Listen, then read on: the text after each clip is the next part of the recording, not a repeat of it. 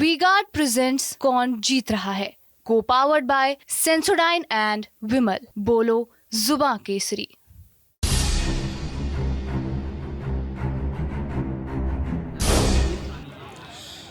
तो हम बनारस में हैं और ये बनारस का घाट है। इस वक्त हम नाव में बैठे हैं। पीछे आप देखेंगे, ठीक मेरे पीछे घाट हैं लगातार।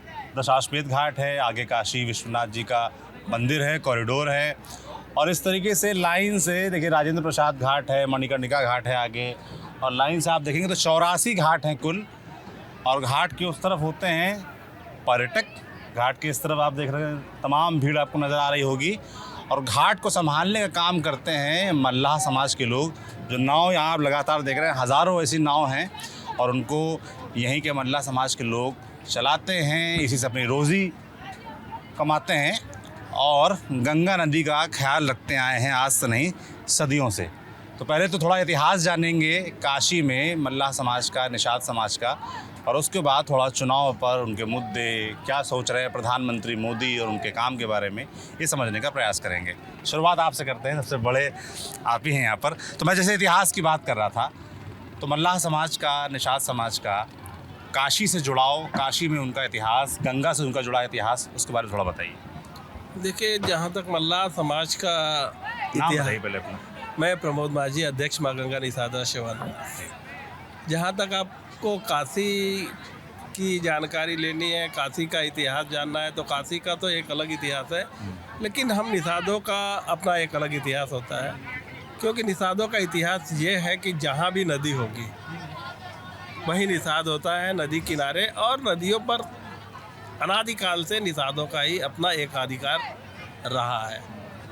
क्योंकि भगवान राम के ज़माने में भी जब भगवान राम को नदी पार होना था, तब भी उन्होंने हमें नदी का अधिकारी माना था, और बिना हमसे आज्ञा लिए और बिना हमारी नाव पर चढ़े वो नदी पार नहीं किए थे। ऐसे में हमारा इतिहास तो भगवान राम के ज़माने से है। और काशी का इतिहास अगर जानना चाहेंगे तो काशी के बारे में असल काशी आप जानो तो काशी भूलोक में है ही नहीं। काशी दुनिया से अलग एक न्यारी नगरी है। ये भगवान विश्वनाथ के त्रिशूल पर विराजमान नगरी है, जिसको बोलते हैं त्रिकंटक विराजित है। भगवान का जो त्रिशूल होता है उसी के ऊपर विराजमान ये नगरी है। और चूँकि काशी है और काशी में माँ गंगा भी विराजमान है, तो माँ गंगा जहाँ विराजमान होगी, नदी, कोई भी नदी जहाँ विराजमान होगा, वहाँ पर हम निषादों का ऑटोमेटिक यहाँ पर एक वे बन जाता है। क्योंकि काशी शायद गंगा जी के पहले से विराजमान है। क्योंकि काशी का एक नाम वाराणसी भी है, और वाराणसी के नाम का मतलब ही होता है, आप देख सकते हैं कि उत्तर कोने में वहाँ पर वारुणा नदी है। ये गंगा नदी के पहले की नदी है वारुणा नदी, और अस्सी घाट जो इस कोने में है, वहाँ पर एक अस्सी नदी हुआ करता था। इस शहर का नाम ही वाराणसी हुआ, वरुणा प्लस अस्सी, वाराणसी इस शहर का नाम हुआ। लेकिन आज के दिन में आप अगर गंगा जी को देखो तो गंगा जी चूँकि उत्तर वाहिनी है, काशी अपना विशेष स्थान रखता है कि गंगा जी जिस तरफ से आई है, काशी में उस तरफ ही जा रही है। इसलिए वाराणसी नाम देते समय उस समय गंगा जी नहीं थी। शायद गंगा जी रही होती तो नाम का रूपांतर हुआ होता, लेकिन गंगा जी के पहले से ये नगर है, तो वाराणसी शहर का नाम हुआ। इस तरह से हमारी धर्म की राजधानी, विश्व की प्राचीनतम नगरी, तो काशी के बारे में जितना भी कहा जाए कुछ भी थोड़ा ही पड़ेगा। आप जान सकते हो कि लोग बड़े बड़े शहरों में बहुत सारी नई चीज़ों को देखने जाते हैं, लेकिन काशी में अपनी प्राचीनता को देखने आते हैं, काशी में अपने देवी देवताओं को देखने आते हैं, काशी में अपने क्रियाकर्म को करने के लिए लोग आते हैं। काशी का अपना एक अलग चरित्र है। काशी में लोग वास करने के लिए आते हैं। क्योंकि आप बनारस में देख लेंगे बहुत सारे, जैसे 84 घाटों का विवरण आपने किया, 84 घाट है, लेकिन 84 घाट में से मैक्सिमम घाट ऐसे हैं जो लोगों ने खुद से बनवाया है और अपने रहने के लिए बनवाया है। क्योंकि काशी में एक विशेष व्यवस्था ये भी है, काश्याम मरणान मोक्षम, काशी में मरे तो मुक्ति होती है। ऐसे में बड़े बड़े पूंजीपति राजा महाराजाओं ने अपना एक एक बिल्डिंग बनवाया, उसमें उनका नाम डाल दिया, और परिवार उनका अंत समय में जब मरने की तरफ अग्रसर होता है तो उस समय आके काशी में रहे। इसलिए यहाँ पर लोगों ने अपना एक एक बिल्डिंग बनवाया है, जिसके वजह से आज यहाँ 84 घाट हुए हैं। जी, तो काशी दुनिया की न्यारी नगरी है। बहुत अच्छे से आपने इतिहास समेटने का बताया। हमारा उद्देश्य यही होता है, हम बनारस के निषादों का काम ही यही है, लोगों को अगर जो भी जिसको हम घुमाते हैं, जैसे आज मैं आपको बता रहा हूँ, वैसे ही अपने कस्टमर को भी यही बताना, काशी के बारे में लोगों को बताना जताना हमारा कर्तव्य होता है, और वही हमारा काम है, वही हम करते आए हैं। वही काम आप सदियों से करते चले आ रहे हैं। तो जैसे अगर अभी की बात करें तो कितना मल्लाह समाज का आदमी होगा यहाँ पर जो इस व्यापार से जुड़ा हुआ है, नाव चलाने के काम से? कितनी नावें होंगी, थोड़ा अभी वर्तमान के बारे में बताइए। देखिए, वर्तमान समय में देखा जाए तो एक लाइसेंस शुदा नाव लगभग 1800 से ज़्यादा हमारे पास लाइसेंस वाली नाव है। 500 नावें अभी वो नावें हैं जिसका हमको लाइसेंस बनवाना है। हमने इसके लिए भी नगर निगम को लेटर दे रखा है, लोगों के बायोडाटा दे रखे हैं, जिसका लाइसेंस बनाना है। कि कोई प्रक्रिया होती है? लाइसेंस की क्या होता है? प्रतिक्रिया होती है, नगर निगम से लोग आते हैं, नाव का मापन करते हैं, कितना आदमी बैठ सकते हैं, उसकी क्षमता क्या है, उसके हिसाब से उसका मापन होता है। उसके बाद लाइसेंस होता है। तो आजकल न जाने नगर निगम को भी क्या सोचा है कि वो लाइसेंस से थोड़ा सा परहेज कर रहा है। लेकिन अंत में देखिए, ये नदी है और नदी पर हमारा अधिकार है। जैसे आप बता रहे हैं कि 2000 नावें करीब हैं और 500 और अप्लाई की गई। लगभग 2500 बोट आप मान लो कि बनारस में 2500 नाव है। और यहाँ पर नाव पर आश्रित लोग जो हैं, देखिए, नाव पर आश्रित होना और नाविक होना दोनों में ज़मीन आसमान का अंतर है। बिल्कुल, समझाइए। क्योंकि आश्रित वो है जो नाव के द्वारा किसी भी तरह से उसका जीवन यापन हो। यहाँ पर ऊपर रहने वाले लोगों के पास भी कोई काम नहीं है, वो आते हैं हमारी नाव पर अपना काम करते हैं, 2 पैसा पाते हैं, अपना घर चलाते हैं।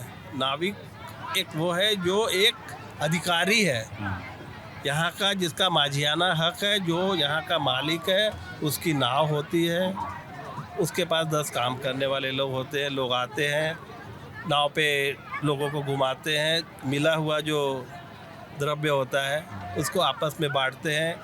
एक नाव के वजह से 10 लोगों का परिवार चलता है। एक नाव का एक मालिक कोई होता है या कई लोग मिलकर एक नाव लेते हैं और अब बारी बारी से चलाते? सिस्टम क्या होता है? ऐसा बात नहीं है। देखिए, मालिक एक आदमी का 10 नाव भी होता है, लेकिन अगर हमारे पास 10 नाव है तो हमारे पास काम करने वाले लोगों की संख्या 200 होती है। अच्छा। बारी बारी से हम उनको काम देते हैं, बारी बारी से वो लोग आते हैं अपना, और सब लोग काम करेंगे। शाम को जो पैसा मिला रहता है वो आपस में सब लोग बांट के अपना जीवन यापन करते हैं। तो भाई देखिए, एक होता है ना आधिपत्य, एक मालिकाना होता है। तो मालिकाना हम माझियों का होता है, और ड्राइवर उसमें कोई भी होता है, हम सारे लोगों को, क्योंकि जिसकी ज़रूरत है, जिसको हमारे नाव से कमाने का इच्छा होता है, वो आता है, हमसे बात करता है, हम उसको नाव में काम करने के लिए मौका देते हैं, वो अपना कमाता है, उसके हिस्से का जो बनता है वो अपना लेके जाता है। क्या नाम है आपका? मेरा नाम अजीत साहनी है। अजीत साहनी जी तो रहने वाले आप वाराणसी की हैं? जी बिल्कुल।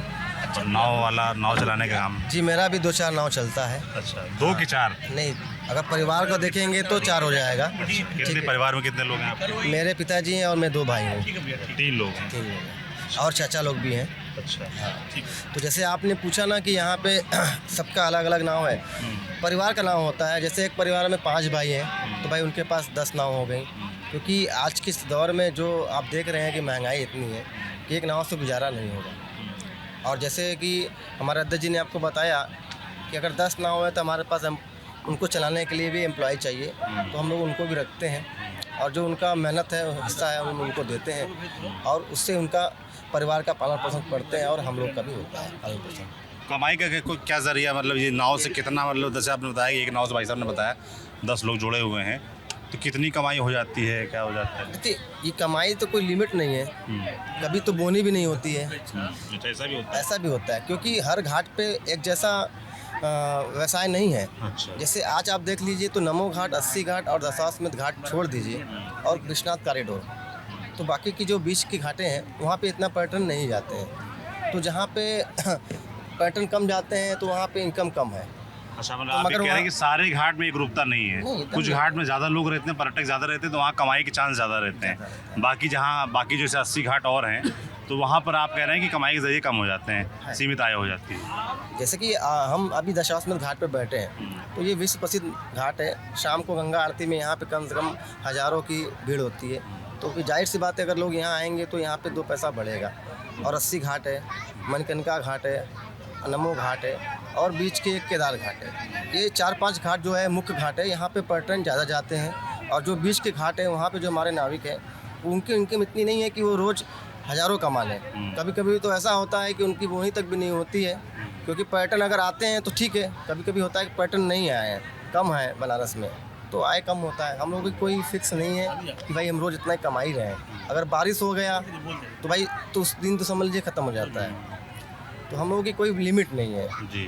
जैसे नाव वाला सिस्टम है, तो ये नाव यहीं बनती हैं, कहीं बाहर से बन के आती हैं, इसका क्या सिस्टम रहता है? नहीं, नाव हम लोग यहीं बनाते हैं। खुद बनाते हैं? नहीं, ये अलग कारीगर है? हम लोग को नहीं है, इसका अलग कारीगर होते हैं। अच्छा। वो लोग तो हम लोग रिपेयर कराते हैं और नया ही बनवाते हैं। जैसे गंगा उस पार आप देख सकते हैं, अभी 2-4 नावें रिपेयरिंग हो रही है। जैसे कि नाव ख़राब भी होती है ना, हर साल 2 साल में उसमें कुछ ना कुछ ख़राब हो जाती है, तो हम लोग उसको लगातार बोट को रिपेयरिंग कराते हैं। जो बोट चलने योग्य नहीं रहती है उसको हम लोग किनारे कर देते हैं, क्योंकि भाई यात्री को हम लोग घुमा रहे हैं तो उसकी जिम्मेदारी भी हम लोग की होती है सेफ्टी की। इसलिए सरकार की जो भी मानक है उसको भी हम लोग पूरा करते हैं। किस तरह के मानक होते हैं? जैसे उनका कहना है कि आप लाइफ जैकेट पहनाइए, तो हम लोग नाव पे लाइफ जैकेट भी रखा हुआ है। अभी गर्मी के दिन है तो यात्री उसको थोड़ा देर पहनते हैं फिर उतार देते हैं, मगर हम लोगों ने उसका भी रखा है। और एक लाइफ रिंग होता है, उसको भी हम लोग रखा गया है। और जो भी नाव पे सुरक्षा है हम उसको करते हैं। हर नाव पे हम लोग कुशल 2 ड्राइवर भेजते हैं कि वो उनको यात्रियों को दिक्कत हो, क्योंकि गंगा पार उस पार जब यात्री जाते हैं तो नहाने लगते हैं, तो उसका भी हम लोग ध्यान दिया जाता है। और आपको पता ही है कि गंगा जी में अगर कोई भी यात्री चाहे उस पार या इस पार अगर नहाता है, अगर उनके साथ कोई भी कैजुअलिटी होती है तो सबसे पहले मल्ला समाज ही उसको देखता है, उसको बचाता है। क्योंकि अभी हम लोग देखिए यहाँ बैठे हैं, अभी यात्री आपके सामने नहा रहे हैं, अगर वो थोड़ा सा आगे जाएंगे तो गहरे पानी में चले जाएंगे, तो यहाँ पे उनको कौन देखेगा? हम ही लोग देखते हैं। आए दिन हम लोग खुद के बचाते भी हैं, क्योंकि कुछ लोग ऐसे होते हैं जो गंगा जी में स्नान करने आते हैं, जो थोड़ा सा वो उछलबाजी करने लगते हैं, थोड़ा सा तैरने लगते हैं और गहरे पानी में चले जाते हैं। उनको तैरना नहीं आता है तब भी चले जाते हैं, तो उनको कूद के बचाने का काम भी हम लोग करते हैं निस्वार्थ तरीके से। ये हम लोग अपना धर्म कर्म मानते हैं, क्योंकि गंगा जी से हम लोग कमाते हैं। तो गंगा में जो यात्री आते हैं वो हमारे गेस्ट होते हैं, तो उनकी जीवन की रक्षा करना भी हमारा कर्तव्य बनता है। मगर अगर किसी को भगवान ने लिख दिया है तो वही चला जाता है। जैसे वो लोग पुल से कूद जाते हैं फिर भी बच जाते हैं, उसको बचाता कौन है? हमारा समाज बचाता है। क्योंकि रात को 12-1 बजे कोई भी विभाग या एनडीआरएफ हो, चाहे जल पुलिस हो, चाहे कोई भी फोर्स नहीं आती है, पहले मल्ला आता है, बचाता है। फिर वो फ़ोन करता है कि सर ऐसी बात है, आप आइए, तो वो आते हैं। बाकी के थाना पूर्ति वो लोग करते हैं। तो घाट में आप कह रहे हैं कि जो जीवन अर्जन के तरीके वो तो ही हैं, जीवन बचाने के तरीके भी बिल्कुल आप लोग लगे रहते हैं, परमानेंट जुटे रहते हैं इसका? पूरा परिवार को हम लोगों ने बचाया है। अच्छा। अब परिवार हम लोगों को हाल फिलहाल में ऐसी घटना हुई क्या? आए दिन होता है, आए दिन वो हर घाट पे होता है, और हर घाट पे हमारे लोग बचाते हैं, पकड़ते हैं, रोकते हैं, मना करते हैं कि भैया आगे मत जाइए, नहीं तो आप गहरे पानी में चले जाएंगे, या आपका बच्चा है तो पहले उसको स्नान करा के निकालिए। पर कुछ लोग हैं, कहीं कहीं ऐसा होता है कि लोग नहीं मानते हैं, तो कोई ना कोई हादसा हो जाता है, फिर उसको निकालने का काम भी हम लोग करते हैं। भले आज सरकार ने एनडीआरएफ को रखा गया है, मगर एनडीआरएफ भी हर जगह काम नहीं कर पाती है। जहाँ थोड़ा सा अगर गहरा पानी मिलेगा तो उनका सिस्टम फेल हो जाता है, फिर वो हम लोग को ही बुलाते हैं, निकलते हैं, फिर उनको हम लोग दे देते हैं। भाई पेपर में निकल जाता है कि एनडीआरएफ ने 100 को निकाला, ऐसा कुछ नहीं है। सत्यता ये है कि नाविक ही निकालते हैं। तो आप कह रहे हैं आप लोगों को क्रेडिट नहीं मिलता है, जितना आप लोग बचाव का काम करते हैं यहाँ पर? बिल्कुल नहीं मिलता भैया। हम लोग को कोई पैसा नहीं चाहिए, देखिए हर आदमी को सिर्फ सम्मान चाहता है। तो हम लोगों ने पहले भी अपने समाज के माध्यम से डीएम साहब को, कमिश्नर साहब को और प्रशासन को ये खबर पहुँचाया है कि भाई हम लोगों समाज के लोगों को भी आप एनडीआरएफ और जल पुलिस में नियुक्त कराइए, गोताखोरी में कराइए। मैं नहीं कह रहा हूँ कि आप भैया उनको नौकरी दीजिए, भाई उनको आप समझा भी रख सकते हैं, आप रखिए। एक सम्मान मिलना चाहिए कि अगर ये एक व्यक्ति अगर 4 लोगों को साल भर में बचाया, 4 जीवन बचाया, तो कम से कम उसको साल में 1 दिन बुला के सम्मान तो करना चाहिए। बिल्कुल ठीक। ऐसा नहीं करते हैं, मगर करना चाहिए। हम तो आए दिन हम लोगों ने लोगों से बोला गया है, अधिकारियों को इस बात का अवगत कराया जाता है कि भाई गोताखोरी में हम लोग को रखिए, क्योंकि गंगा के बारे में जितना जानकारी हमको होगा, बाहर से आए हुए जो फौजी लोग होते हैं उनको नहीं होता है। एनडीआरएफ के जितनी भी टीम है ये लोग फौजी लोग होते हैं जी हाँ, बीएसएफ और सीआरपीएफ के लोग होते हैं, उनको 2 महीने ट्रेनिंग दी जाती है, फिर वो एनडीआरएफ में रहते हैं। तो 2 महीने में वो क्या सीख जाएंगे? और आप लोग तो बचपन से ही हम नदी तो में तैर बचपन रहे हैं, से ही सीख अगर रहे हैं। आप कॉइन्स भी एक फेंक देंगे मैं उसको भी निकालने का भी मैं कितनी गहरी गंगा जी यहाँ पर? गंगा गहरी तो है, कहीं ज़्यादा है, कहीं कम है, कहीं 60 फीट है, कहीं 80 फीट है, कहीं 90 फीट है, कहीं 100 के भी ऊपर है। जैसे अभी गर्मी का टाइम चल रहा है, तो जैसे जो कच्चा क्षेत्र है वो दिख रहा है, काफ़ी दिख रहा है इस साल बालू वाला। इस साल बारिश में क्या गंगा जी और बढ़ जाती हुई यहाँ? एकदम वो जो पेड़ देख रहे हैं आप, उसके अंदर पानी चला जाता है। अच्छा, आखिरी में जो ये जो सामने जल पुलिस है, इसके अंदर चला जाता है। जल पुलिस का ऑफिस जो है, अरे भाई साहब कैमरा जी, इधर जल पुलिस का ऑफिस जो ऊपर दिख रहा है, वहाँ तक घाट पहुँच जाता है। पानी उसके अंदर चला जाता है। अच्छा, हाँ, तो ये उस समय तो वहाँ गंगा बहुत बढ़ जाती है। ये किस और- महीने में? ये जुलाई, अगस्त में। अगस्त जुलाई में होता है। इस साल माँ गंगा दुर्भाग्य है हम लोगों की, पूरे भारतवर्ष की मैं कहूँगा कि माँ गंगा इस बार बहुत ज़्यादा कम हो गई है, जिसकी वजह से आप देख सकते हैं सारे घाट के दरारें दिख रही हैं। ये हम लोगों के लिए बहुत ही खतरे की घंटी है, सिर्फ हमारे समाज के लिए नहीं, पूरे हिंदुस्तान के लिए, क्योंकि माँ गंगा से ही भारत का इतिहास है और बनारस का इतिहास है। ये बहुत चिंता का विषय है। इसके लिए हम लोगों को सोचना चाहिए कि माँ गंगा का जल स्तर कम नहीं होना चाहिए, बल्कि बढ़ना चाहिए, क्योंकि गंगा का में जल रहेगा तभी हम लोग रहेंगे। आज पूरा बनारस गंगा के जल ही पीता है और हम भी पीते हैं, तो ये बहुत चिंता की विषय है कि गंगा का जल स्तर क्यों इतना कम हो गई। क्या नाम भैया आपका? मैं शंभू निषाद, मैं माँ गंगा निषाद जिला सेवा न्यास संगठन मंत्री निषाद समाज से हूँ। ये संगठन जो है सब आप लोग सब पदाधिकारी हैं इसमें, जी, क्या करता है, क्या काम क्या है संगठन का? संगठन का काम यही है कि समाज को दुख सुख के साथ में रहना, समाज को चलाना, अपने हक की बात करना, अपने हक की लड़ाई लड़ना। कोई अगर सरकार कोई गलत करती है हम लोग के साथ, तो हम लोग समाज के साथ पूरा मिल के उसका विरोध करते हैं।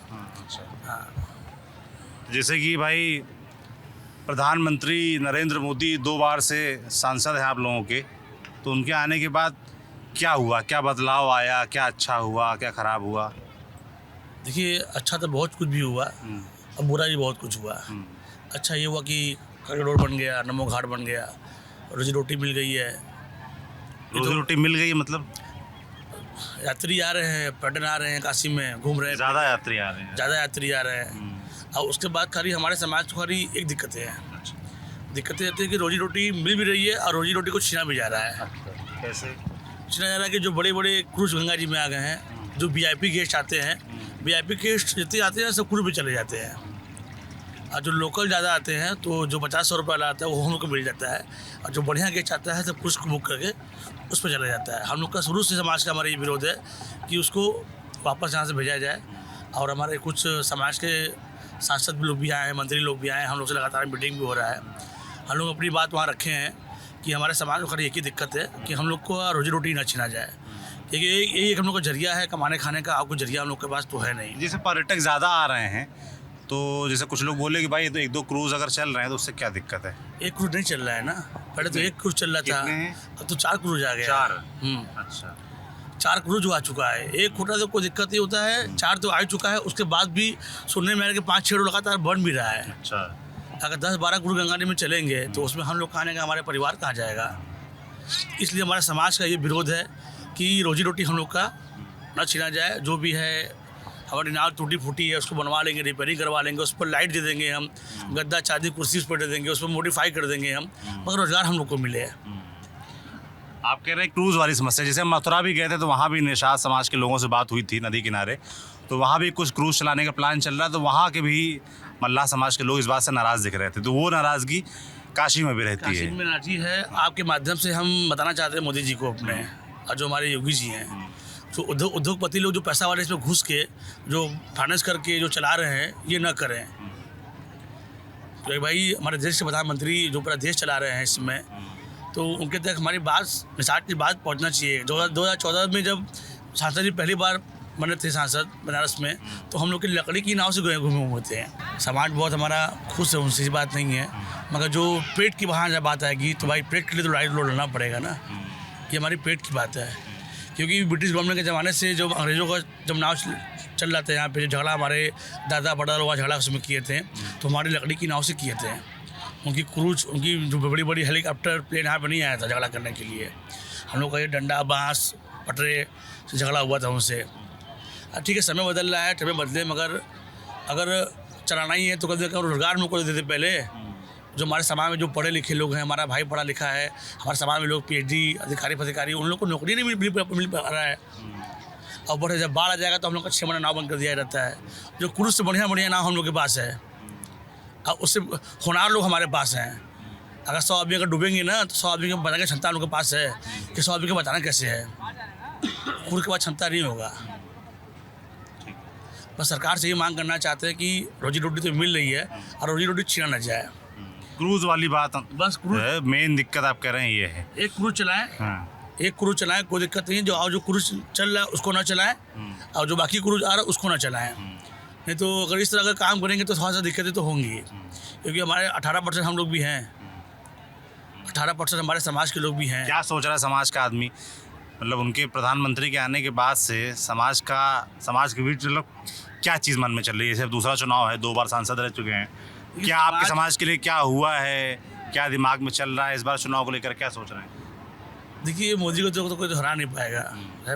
भाई सांसद 2 बार रह चुके हैं, उन्होंने काशी में काम भी किया है।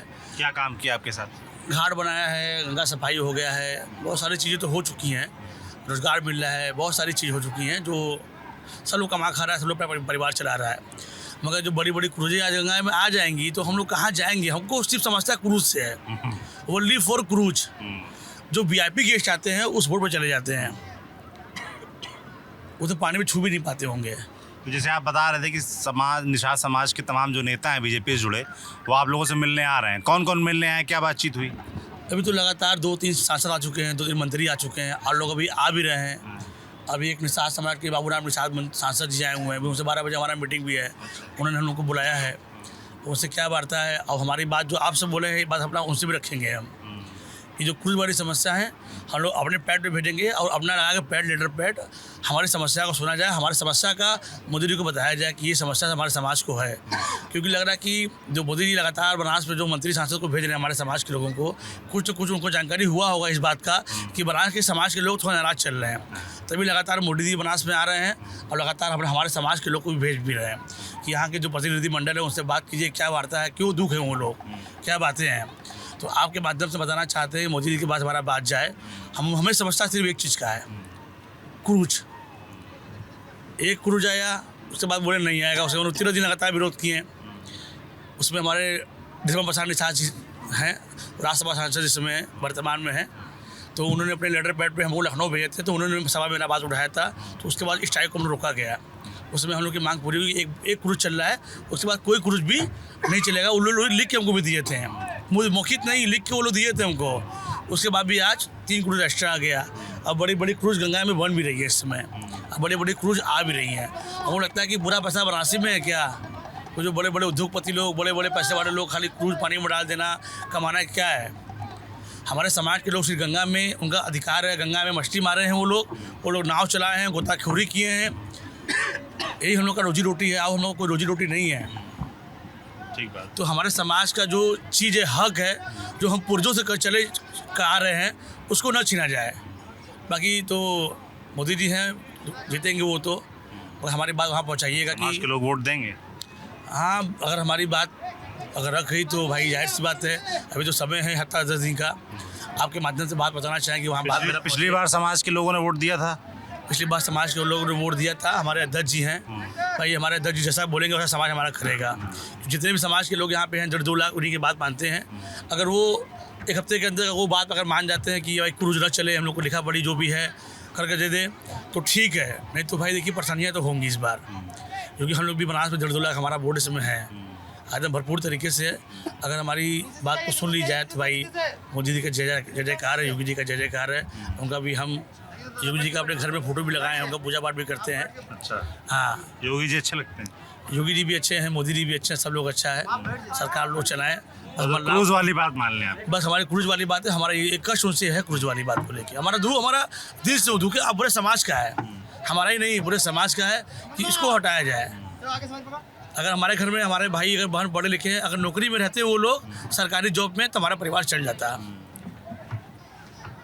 ठीक बात। क्या नाम भी आपका? हाँ, नाम विनोद है। हम कहाँ बोले? नाव चलाने का काम करते हैं आप भी? हाँ, नाव चलाते हैं हम। यहाँ 2500 साल से चला रहे हैं। 25 साल से चला रहे हैं? हाँ, 25 साल से चला रहे हैं। अच्छा, रहने वाले हैं बनारस के ही?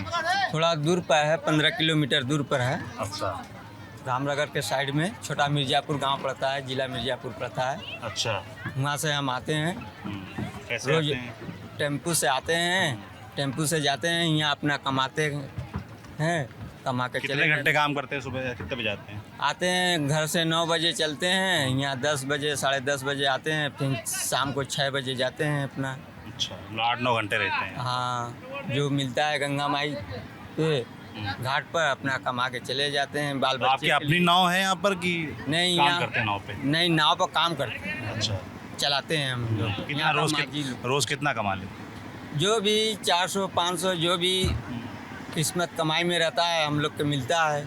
मेहनत करते हैं, दौड़ते दुबते रहते हैं, जो मेहनत करते हैं मिलता रहता है, उससे परिवार हमारा चलता है। घर में कौन कौन है आपके? हमारे घर में 4 लड़की हैं, एक लड़का है, एक हमारी औरत है, एक हम हैं, 7 परिवार हैं हम लोग। अच्छा, तो बच्चे क्या करते हैं?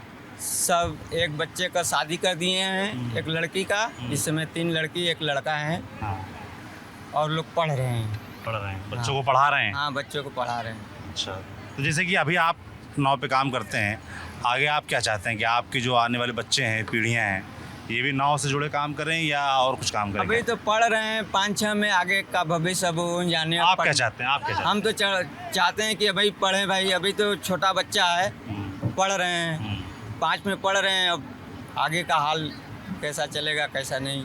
अब तो कमा जिला रहे हैं सबको, इसी से हमारा रोजगार चल रहा है। मैं ये जानना चाहता हूँ कि निषाद समाज में, मल्लाह समाज में पढ़ाई लिखाई को लेकर कितनी जागरूकता है? कि आप लोग मतलब जैसे आप लोग के पिताजी ये काम करते थे, आप लोग ये काम करते हो, नाव चलाने का काम करते हो गंगा किनारे, है ना? आप लोग अपने जो आगे आने वाली पीढ़ियाँ हैं उनको भी यही काम सौंपना चाहते हो कि आप लोग चाहते हो कि वो लोग पढ़ाई लिखाई करके किसी और दिशा में निकलें? नहीं भैया, देखिए आज हमारे समाज में भी पढ़े लिखे लोग हैं। आज हमारा समाज भी बच्चों को पढ़ा रहा है। जैसे शंभू ने बताया कि इनका भाई पढ़ा लिखा है, LLB किया है, और एक बहन PhD की है। तो मेरे घर में भी छोटा भाई मेरा ग्रेजुएट किया है और छोटी बहन ने PhD की है। मगर दुर्भाग्य ये है कि हम लोगों को आरक्षण न मिलने की वजह से हमारे जो पढ़े लिखे छोटे भाई बहनों हैं उनको नौकरी नहीं मिल रही है। तो मजबूरी हो कि वो पढ़ लिख के भी वो फिर अपने इसी व्यवसाय में मदद करने चले आ रहे हैं। जैसे मैंने अपने पिताजी का व्यवसाय को अपनाया, तो भाई छोटा भाई अगर कितनी जो पढ़ाई की आपने? मैंने इंटर पास किया, ज़्यादा पढ़ाई लिखाई मैं नहीं कर सका क्योंकि उसमें परिवार की जो व्यवस्था थी थोड़ा गड़बड़ थी, तो उनका इतनी इनकी नहीं थी। मैं ये कहना चाहूँगा और बहुत खुशी होती है कि आज हमारे समाज के लोग भी अपने बच्चों को पढ़ा रहे हैं, लिखा रहे हैं। जैसे मेरे पास भी 2 बच्चे हैं, मैं भी उसको पढ़ा रहा हूँ, लिखा रहा हूँ, और मैं नहीं चाहता हूँ कि मेरे बच्चा भी इसी काम में आए। अगर वो पढ़ लिख के कुछ अलग करना चाहेगा तो मैं उसको ज़रूर कराऊँगा। जब तक जीवन है अपने बच्चों के लिए हम लोग सोचेंगे। अगर वो अलग कर लेगा तो इससे बढ़ती खुशी किसी पिता के लिए नहीं होगा। बिल्कुल। हाँ, ऐसा नहीं है कि आज हमारे समाज के लोग ऊपर नहीं जा रहे हैं, बहुत लोग जा रहे हैं और पढ़ाई लिखाई भी करा रहे हैं। आज हर व्यक्ति भले वो अपना खा रहा है नहीं खा रहा है, मगर शिक्षित कर रहा है अपने बच्चों को। बहुत अच्छी बात है। मैं ये जानना चाहता हूँ, पिछले 10 साल से प्रधानमंत्री नरेंद्र मोदी आप लोगों के सांसद हैं, तो निषाद समाज जो इस पूरे नदी नाव गंगा किनारे के व्यापार से जुड़े लोग हैं, क्या उनके जीवन में कुछ बदलाव आया है? देखिए, चीज़ें ठीक बेहतर हुई हैं कि नहीं हुई? सबसे पहले तो 2014 से माननीय प्रधानमंत्री जी हमारे बनारस के सांसद हैं, उसके बाद देश के प्रधानमंत्री हैं। जब वो पहली बार यहाँ पे आए थे तो उन्होंने कहा था कि मुझे किसी ने बुलाया नहीं है, मुझे माँ गंगा ने बुलाया है। तो गंगा, असली गंगा पुत्र तो हम लोग हैं, बाद में वो बन गए, तो वो तो हमारे भाई हुए हैं। बिल्कुल। तो हमारे भाई हुए हैं तो उनको हम लोगों को तकलीफ़ नहीं देना चाहिए, बल्कि हम लोगों का मदद करना चाहिए। मैं ऐसा आशा उनसे करता हूँ। मगर विगत कुछ दिनों से, कुछ सालों से मैं देख रहा हूँ कि जो बड़े बड़े व्यापारी हैं, जो बिजनेसमैन हैं, वो मोदी जी के आड़ में या बीजेपी सरकार के आड़ में वो गंगा पे आड़े नज़र रखे हुए हैं, क्योंकि उनको लग रहा है कि वाराणसी में बहुत पर्यटन आ रहे हैं। और ये सत्यता भी है कि वाराणसी में 10 सालों से पर्यटनों का बढ़ावा बढ़ा है, पर्यटक का। जी हाँ, पहले भी बढ़ते हैं। ऐसा नहीं है कि वाराणसी में ये सिर्फ 2014 से पर्यटन आ रहे हैं, ऐसा नहीं है। 2000 पहले से भी वाराणसी उतनी फेमस था, उतनी ही इतिहास थी इसकी। अब तो इंटरनेशनल टूरिस्ट नहीं आ रहे हैं। तो आप जितनी ये बोट देख रहे हैं, इस सारे बोटों पे पहले अंग्रेज लोग घूमते थे मॉर्निंग में, अब तो वो ख़त्म हो गए कोरोना काल से। तो ऐसा नहीं है कि पर्यटन पहले नहीं आ रहा था, पर्यटन अभी भी आ रहा है और पहले भी आता था। मगर हम इस समय क्या हुआ है कि हमारे डोमेस्टिक टूरिस्ट बढ़े हैं कुछ, और भाई देश की जनसंख्या भी बढ़ी है। आज देश पढ़ रहा है, लिख रहा है, तो नौजवान लोग जो पहले घूमने फिरने के लिए माँ बाप मना करते थे, जैसे कि जब हमको बोला जाता, हम जाने के कहते थे, पिताजी मना करते अरे कैसे जाओगे। मगर आज का युग क्या है, सब जानकारी है, तो वो निकल रहे हैं घूमने के लिए, और जनसंख्या भी देश की बढ़ गई है, तो इंडियन पर्यटन बढ़ गए हैं। आप मतलब क्या कहना चाह रहे हैं कि नरेंद्र मोदी के आने की वजह से पर्यटक नहीं बढ़े हैं, जो कॉरिडोर बनना है उसकी वजह से नहीं बढ़े, वो ऑटोमेटिक एक प्रक्रिया है इसलिए बढ़े, ये कह रहे हैं आप? देखिए, ऐसा हम नहीं कह सकते कि उनके वजह से नहीं बढ़ा है। उन्होंने आह्वान किया है, लोगों को बताया है कि हमने ये काम किया है, एक बार आप बनारस जाइए, तो उनके आह्वान से भी पर्यटन बढ़े हैं। और ऐसा नहीं है कि पहले नहीं आते थे, संख्या बढ़ी है। मैंने क्या कहा, संख्या बढ़ी है। पहले भी हम लोग कमा रहे थे, खा रहे थे, हमारे पिताजी ने नाव चला के ही हम लोग को बड़ा किया है, ऐसा नहीं है भाई। आज हर चीज़ तो बढ़ा है। आज बनारस में आप देख लीजिए, घर घर में होटल खुल गई हैं। क्या पहले ऐसा होटल था? पहले भी होटल थे, मगर कम थे, आज ज़्यादा हो गए क्योंकि टूरिस्ट बढ़ गए। इसी तरह पहले गंगा जी में हम लोगों के पास नाव भी कम थी, आज परिवार बड़ा है तो नाव भी बड़ा है, और आय बढ़ी है इससे। आय बढ़ी है। और हम लोगों ने अपने नाव को मॉडिफाई भी किया है। पहले छोटी छोटी नाव थी चप्पू वाली, अब तो बड़ी बड़ी मोटर बोट हो गई है। और कुछ हमारे भाई लोग जो हैं क्रूज के लेवल के भी नाव बना चुके हैं, और हम लोग सीटर बोट भी बनाए हैं। ये देखिए सामने अभी चल रहा था आपके सीटर बोट है, ये सीटर बोट भी हम लोगों ने बनाया है। ऐसा नहीं कि हम लोगों ने अपने आप में भी बदलाव नहीं किया है भाई, बदलाव का ज़माना है, हर कोई कर रहा है। और आज जो हमारे मोदी जी वो भी कह रहे हैं कि भाई आप लोग चेंज होइए, तो हम लोग चेंज होने के लिए तैयार हैं। मगर इसका मतलब ये नहीं है कि आप हमारा पुश्तैनी बिजनेस में किसी और को, गैर सामाजिक लोगों को डाल दें, तो ये चीज़ गलत है। क्रूज वाली बात आप भी कह रहे हैं? क्रूज वाली बात सब लोग करेगा, क्योंकि भैया आज जब पहला क्रूज आया था, अलकनंदा क्रूज आया था, तो हम लोगों ने उसका जोर तरीके से विरोध किया था। 13 दिन हम लोगों ने अपने नौका संचालन बंद करके इसी घाट पे हम लोग ने धरना दिया था पूरे परिवार के साथ। तो उस समय जो कि उस क्रूज को यहाँ से हटा के रविदास घाट पे शिफ्ट किया गया था, और उसके बाद ये कहा गया था कि ठीक है, आपके व्यवसाय में हम लोग नहीं आएंगे और आप लोग अपना परंपरागत धंधा करते रहिए। एक क्रूज चल रहा है, चलने दिए, इससे कोई फ़र्क नहीं पड़ता है, और अब दोबारा नहीं आएगा। तो हम लोगों ने कहा भाई ठीक है, मगर उसके आड़ में इन्होंने 4 क्रूजें ला दी, और अभी भी 5-6 क्रूजों का आने का संभावना बनी हुई है। अगर आप बताइए कि अगर वो यहाँ पे 20 क्रूज ला देंगे, और एक क्रूज़ में कम से कम 150-200 लोग बैठते हैं, तो हम लोग फिर कहाँ से बैठेंगे? फिर हम लोग का कोई व्यवसाय नहीं है, क्योंकि हम लोग गंगा के अधीन है। हम लोग का एक महा सहारा है नौकायन चला के ही हम लोग करते हैं। तो ये चिंता के विषय, अगर हमारी चिंता गलत है, हमारे समाज की चिंता गलत है, तो सरकार बता दे कि हम लोग गलत ही उनका विरोध कर रहे हैं। तो हम लोगों का उनसे यही निवेदन है कि भैया आप देश के हित में जो भी करना है करिए, सेना को मजबूत करिए, पाकिस्तान में घुस के मारिए, जो भी विकास करना है करिए, रोपवे बनाइए, हाईवे बनाइए, सब करिए, मगर गंगा जी में हम लोगों का अधिकार अनादिकाल से है, हमारा अधिकार ना छीना जाए। बस हमारी एक ही मांग है मोदी जी से और योगी जी से। आपका क्या नाम भैया? प्रदीप साहनी। क्या करते हैं आप? मेरी भी दो बोट मेरी भी चलती है। अच्छा, कब से चला रहे हैं आप? ये तो पीढ़ी दर पीढ़ी चली आ रही है, अभी 12 सालों से मैं चला रहा हूँ। अच्छा, कितनी पढ़ाई की आपने? मैं इंटर पास किया हूँ। उसके आगे पढ़ाई क्यों नहीं की? पिताजी की आर्थिक डेथ होने के बाद, आर्थिक व्यवस्था घर के कमज़ोर होने के कारण मुझे ये काम देखना पड़ा। घर का बड़ा बेटा होने के कारण मुझे ये काम देखना पड़ा। अच्छा, तो अभी आर्थिक हालत कैसे हैं? अब धीरे धीरे सुधार हुआ आर्थिक हालों में। चुनाव के बारे में क्या सोच रहे हैं? चुनाव के बारे में यही है कि जैसे कि 2014 के बाद से जैसे मोदी जी देश के यहाँ के सांसद और देश के प्रधानमंत्री बने, उसके उन्होंने घाट पे काम किया, जैसे सफाई को लेके, कॉरिडोर को लेके, नमो घाट को लेकर तरह तरह की नई नई घाटें बनाया। उसकी वजह से पर्यटक यहाँ बढ़े हैं। तो पर्यटक बढ़े तो हम लोग को भी रोजगार धीरे धीरे बढ़ने लगा। बट समस्या हम लोगों के समाज में ये है कि जैसे कि क्रूज वाली बात भैया हमारे कह रहे थे, तो क्रूज के साथ साथ तरह तरह की समस्या है। एक ही क्रूज नहीं है अलकनंदा क्रूज, ये कभी सोलर क्रूज की बात करते हैं, कभी इलेक्ट्रॉनिक क्रूज की बात करते हैं, कभी टैक्सी बोट की बात करने लगते हैं। अब जैसे टैक्सी बोट की बात है कि वो हमारे बीच में से हमारी बोटें चल रही हैं, हमारे बीच में एक जेटी के नाम सुना होगा, जेटी हमारे बीच में लगा के और हमारे कस्टमर को पर पर्सन 25 रुपये 30 रुपये भी रेट फिक्स करके हमारे ही बीच से ले जाना चाहते हैं वो। तो ये समस्या हम लोग की, क्योंकि जो हम लोग की बोट है ना, ये परमानेंट एक जगह फिक्स नहीं है, ये पीढ़ी दर पीढ़ी हम लोग की चली आ रही है। और पीढ़ी दर पीढ़ी हम लोग को पता है कि हमारी बोट कहाँ बनती थी। अब ये हमारे बीच में ला के, ये हम लोग अलग अलग बोट मालिक हैं और हमारे बीच में ले आएंगे तो हम आपस में भाई लड़ने लगेंगे। ये आपस में भाइयों को लड़ाने का काम न करिए। जैसे हमारी बोट चली वैसे चले। और बाकी मोदी जी को सारे लोग पसंद करते, भाई देश के प्रधानमंत्री है और काम तो अच्छा आप लोग पसंद करते हैं? ये सभी लोग पसंद करते हैं उनको। बट ये कि जहाँ पेट की बात आएगी वहाँ फिर विरोध करना जायज़ बनता है। चलिए भाई, तो निषाद समाज के लोग क्या बोल रहे हैं, मल्ला समाज के लोग क्या बोल रहे हैं, क्या उनकी परेशानियां हैं, क्या वो प्रधानमंत्री के बारे में सोचते हैं, आपने सुना। आपकी जो भी राय हो हमें कमेंट बॉक्स में लिखकर ज़रूर बताएं। देखते रहिए TV9 डिजिटल।